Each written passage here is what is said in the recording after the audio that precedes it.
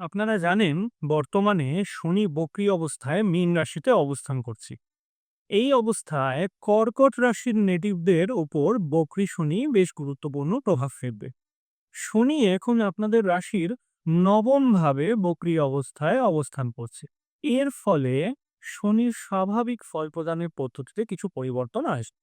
চলুন জেনে নেওয়া যাক সম্ভাব্য প্রভাবগুলো কি কি হতে পারে।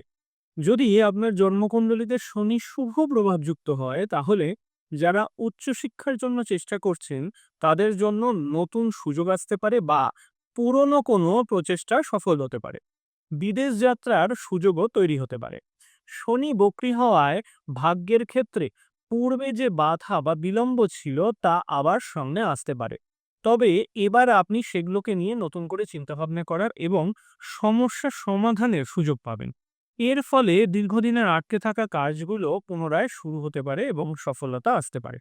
আপনি আধ্যাত্মিক বিষয়ে আরো গভীরভাবে আগ্রহী হতে পারেন, যা আপনার মানসিক শান্তি বাড়াবে। গুরু, গুরুজন বা উপদেষ্টাদের সাথে সম্পর্কের উন্নতি হতে পারে। তাদের কাছ থেকে নতুন করে সঠিক ডাইরেকশন বা গাইডেন্স পেতে পারেন আপনি। বাবার সাথে যদি কোনো ভুল বোঝাবুঝি থাকে তার সমাধান হতে পারে এবং সম্পর্ক আরো গভীর হতে পারে। যদি আপনার জন্মকুণ্ডলীতে শনি অশুভ প্রভাবযুক্ত হয়, তাহলে অপ্রত্যাশিতভাবে ভাগ্যের সাপোর্ট পেতে দেরি হতে পারে। কাজগুলো শেষ হতে সাধারণের চেয়ে বেশি সময় লাগতে পারে, যা আপনার হতাশার কারণ হতে পারে। উচ্চশিক্ষা বা গবেষণার ক্ষেত্রে কোনো অপ্রত্যাশিত বাধা বা জটিলতা দেখা দিতে পারে। ভর্তি হওয়া বা পরীক্ষার ফলাফল পেতে দেরি হতে পারে। দূরভ্রমণ বা বিদেশ যাত্রায় অপ্রত্যাশিত বাধা বা বিলম্ব হতে পারে। পিতার স্বাস্থ্যের দিকে বিশেষ নজর দিতে হবে। তার স্বাস্থ্যের অবনতি বা পুরনো রোগ আবার ফিরে আসতে পারে।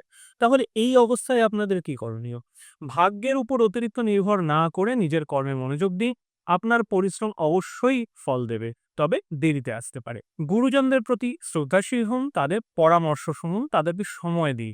আধ্যাত্মিক চর্চায় মনোনিবেশ করুন। নিজের সামর্থ্য অনুযায়ী অসহায় ও দুস্থ ব্যক্তিদের দান বা সেবা করে এবং অতিরিক্ত সমস্যার সমাধানে অবশ্যই একজন ভালো অ্যাস্ট্রোলজারের পরামর্শ নিন। যদি আপনাদের এই ভিডিওটি ভালো লেগে থাকে, আরও এরকম ইনফরমেটিভ ভিডিও দেখতে চান আপনারা, তাহলে আমার চ্যানেলটি কিন্তু সাবস্ক্রাইব করতে ভুলবেন না। নোট